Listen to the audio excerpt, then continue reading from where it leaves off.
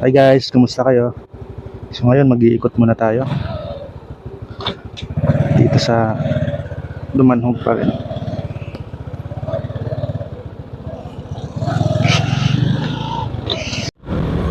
So bale yung iikutan natin ngayon guys is sa looban ng Dumanhog papuntang poblasyon ng Barili. Bale nasa 17 kilometers papunta tsaka pabalik. Sa 34 kilometers yung ating babihin ngayon. Labang sa biyahe, pag-usapan natin yung about sa vibration. So, nung nag-research ako about sa motor na ito, nung bago ko siya kunin, sa mga iniisip ko rin, kung mabibrate ba itong motor na to. Kasi sabi nga ng mga comments na iba, basta Rosy o mga local brands, mabibrate daw yan. So, mabibrate nga ba talaga itong Rosy Surf 125? So about sa vibration guys, oo, may vibration talaga itong Rosy Surf 125. Pero minimal lang. Hindi naman siya yung talagang sobrang vibrate na makatina sa kamay. Subukan din kasi ako yung motor dati ni Papa na 175 on tricycle, low speed. Makaabot lang ng 50, grabe na yung vibration nun, makatina. Nakakangilo na sa kamay. Pero ito si Rosy Surf 125 sa Sabon, may vibration siya pero very minimal lang naman. Mas lumalakas yung vibration niya kapag nasa takbo mo na sa 70 na 70 pataas yan, mag-umpisa na mas lumakas yung vibration niya. Pero manageable naman kasi yung vibration nandito sa may bandang foot pegs, sa brake pedal. So yung nagba-vibrate is yung may paahan lang naman. Hindi siya, wala namang vibration dito masyado dito sa kanyang ulo at saka dito sa kanyang manibela. Saka sa throttle, wala namang vibration dyan.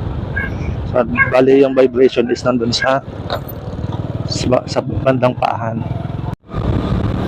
Saka observation ko din guys,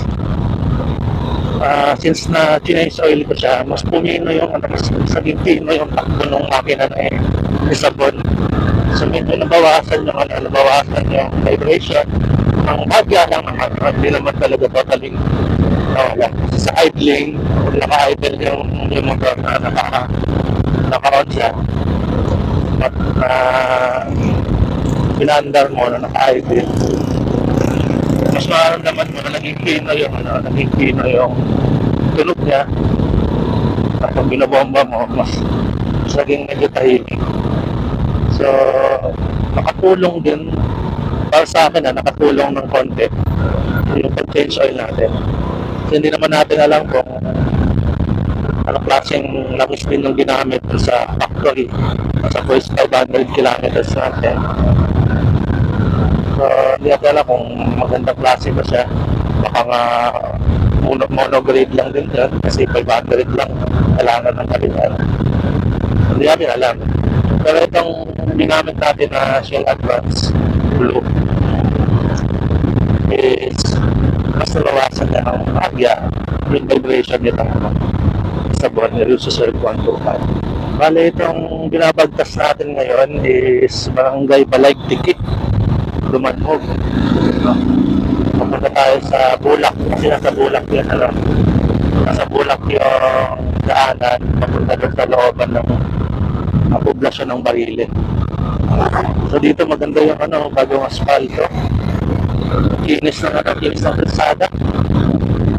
So itong patakbo dito guys.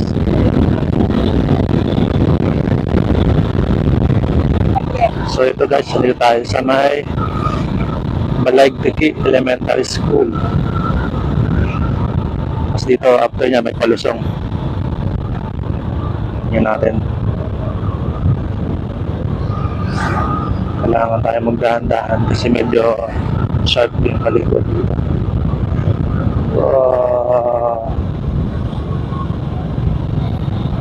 Pero sarap dahil nakapili sa kalsada. Nakagawa sa mahal ko.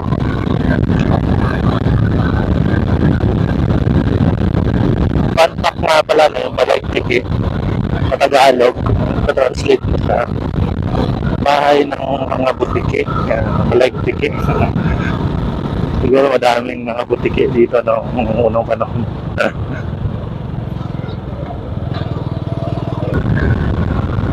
Sa barangay Manlapay na tayo, guys.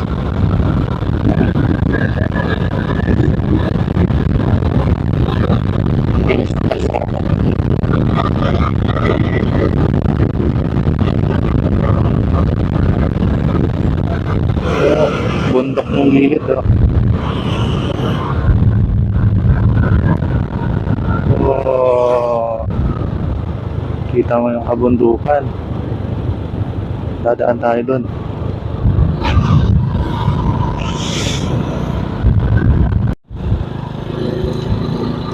So ito guys, napasok na tayo sa Barangay Bulak, Dumanhog, Cebu.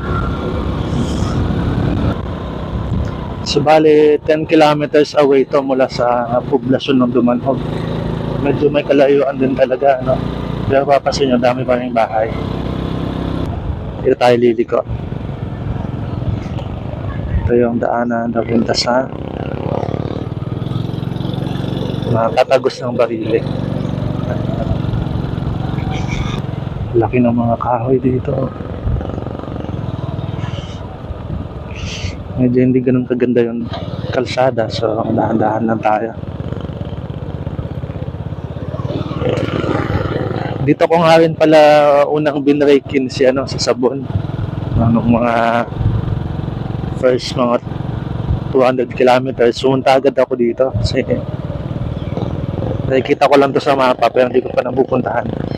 So dahil wala ring huli dito kasi looban naman, dito ako nag-break-in kay Sabon. Sigong na tayo. Ang lalaki ng mga lubak.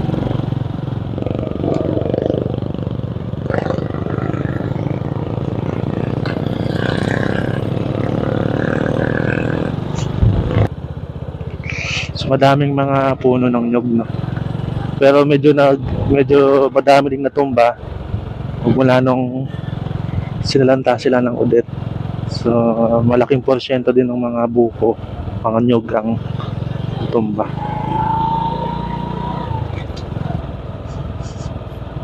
Ganda. Nakakyatin natin yan.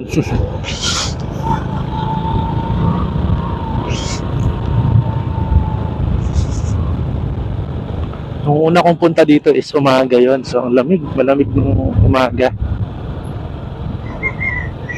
Maganda rin pumunta dito ng umaga. Yan guys, oh. Ito na yung bundok na yan. May bahay pala doon.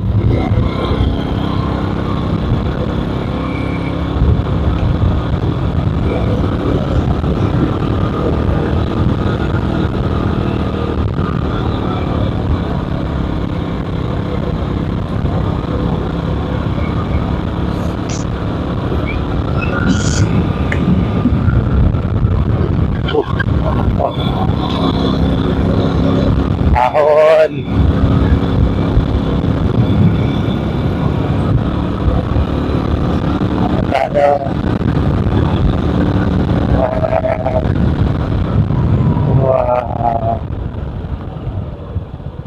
Hey guys, so nandito tayo ngayon sa may ibabaw nung kabundukan na dinaanan natin kanina papuntang Barile. Ito ang view dito.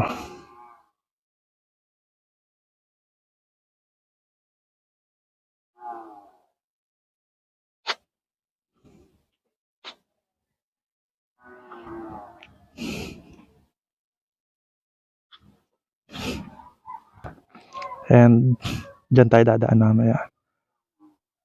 So yun, kalsada din yun. After ng palusong, yan. Sa paahon naman papunta doon.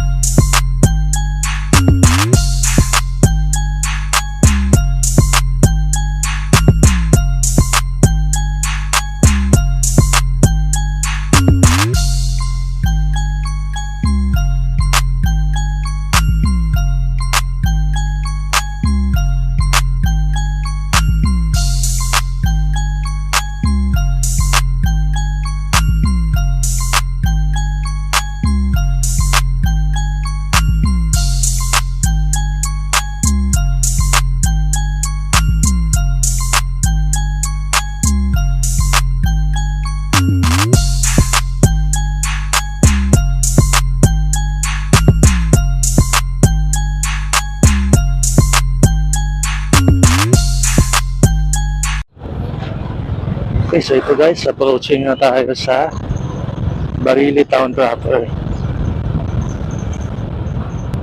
Ito na yung pinaka national road.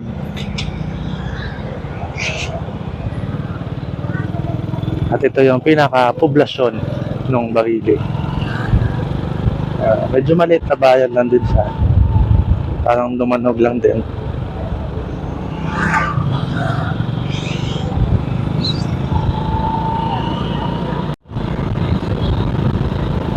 So, few kilometers away from poblasyon ng Barili, papunta ka na Dumanog, madadaanan natin yung sa may pinakamagandang overlooking ng view dito sa south.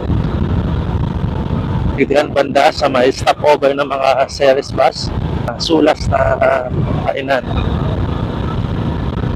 Dito nag-stopover yung mga series bus, sulas. At sa tapat niya, nandito yung sa pinakamagandang overlooking. Hintuan natin saglit. Madami ding mga humihinto para mag-picture. Ayun nga. At i-appreciate yung napakaganda. So ito yung overlooking.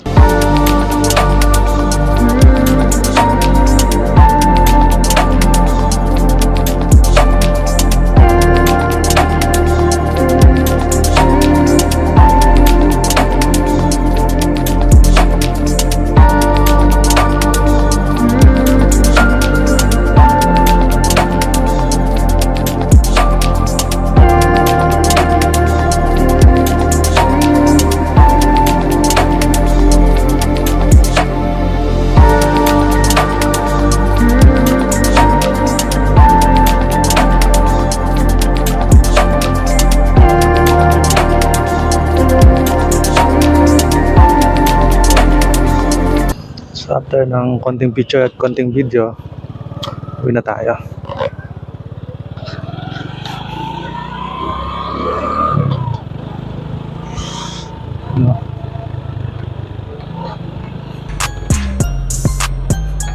Overlooking dito guys.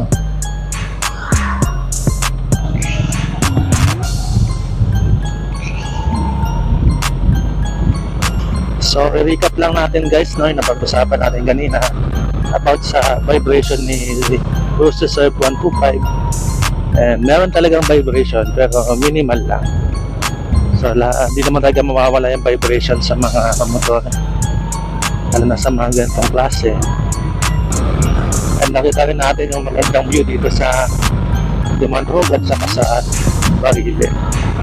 So, dito na natin tatapusin guys itong video na to. Kung magustuhan mo itong video na to, kung kalimutan na i-like, subscribe ko na din para sa mga susunod pa nating videos.